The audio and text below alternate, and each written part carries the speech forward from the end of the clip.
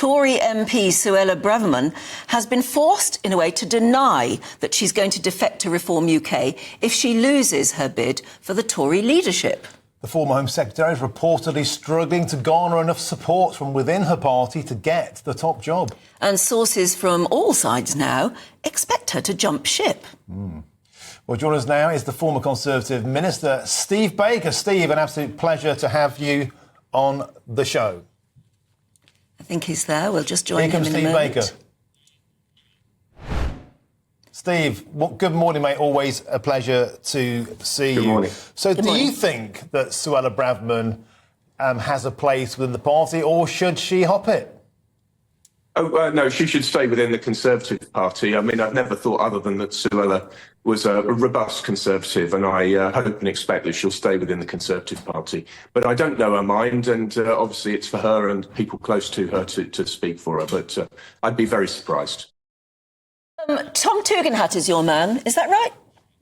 Why? That's right, yes. I've known Tom many years now. And I've got great admiration for him. You know, the Conservative Party is a coalition, as the Labour Party is. And Tom, I believe, is the right man to lead with consistency and positivity and resolve. And he's going to need to lead the Conservative Party to the free market right to clear up after the Labour Party. I believe he's the right man to do it, because he'll need to work with the Conservative MPs that we have and value them and get them to do the robust things which will need to be done. So, yeah, I'm proud to back Tom. He's always been very clear with me that once we're out of the EU, as we are, that we need to do it properly, and that is with a free trade agreement and with regulatory reform and so on. So I'm confident he'll do all the right things.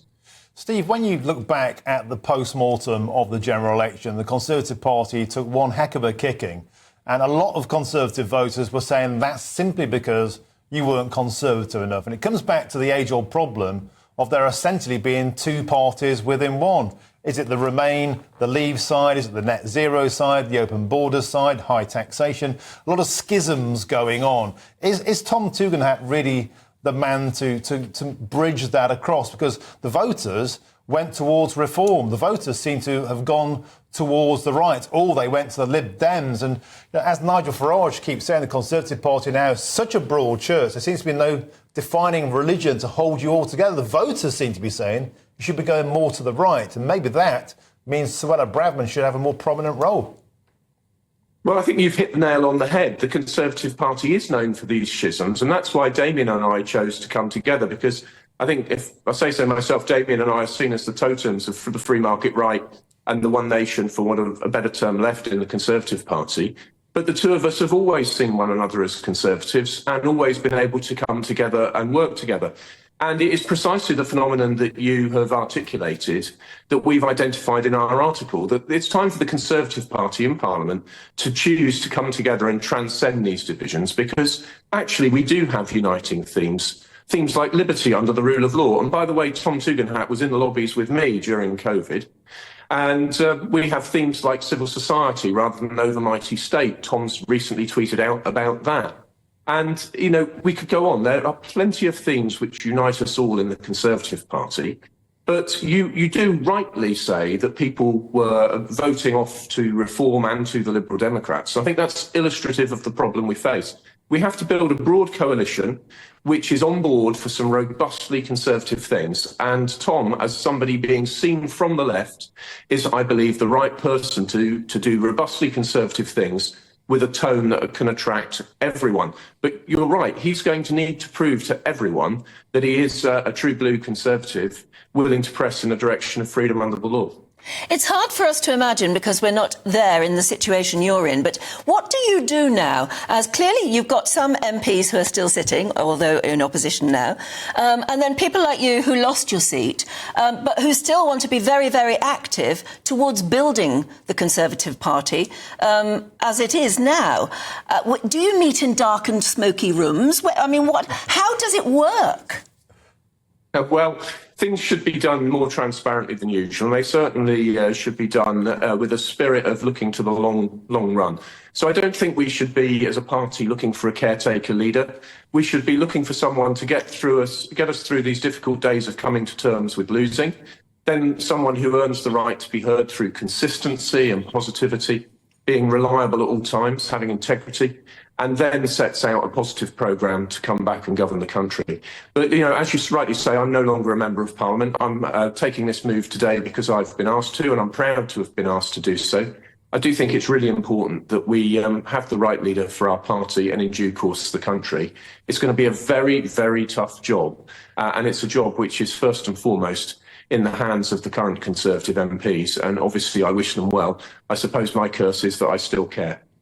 Steve, it brings us to the issue of a problem in the shape of Nigel Farage. Nigel Farage came out in a poll last week as the most favoured Conservative Party leader. Now, you've been adamant all along there's no space for Nigel Farage in the Conservative Party, but a lot of Conservative voters totally disagree with you. They've abandoned the Conservative Party and gone to Reform. If Suella Braverman, back to the original topic, were to defect to Reform Party, it would give the Conservatives one hell of a headache. Well, I suppose it might do, but look, obviously I would like to win those voters back to the Conservative Party. That will be a job for the next leader. But what we don't need is a massive fragmentation on the right. But I would just ask people to consider what Nigel and Richard have set out to do. They explicitly set out to damage the Conservative Party. They have materially succeeded in doing so, and Nigel now is in Parliament, where no doubt he'll be able to substantially criticise the Conservative Party. It's not a good basis for a merger, and I just don't see it happening. What we need to do is rebuild our electoral coalition, attract those voters back, and do the robustly Conservative things which are going to be necessary after 5 years of a Labour government with an incoherent programme which will variously nationalise the railways, bureaucratise our whole country, and then go to the free market right on things like the NHS.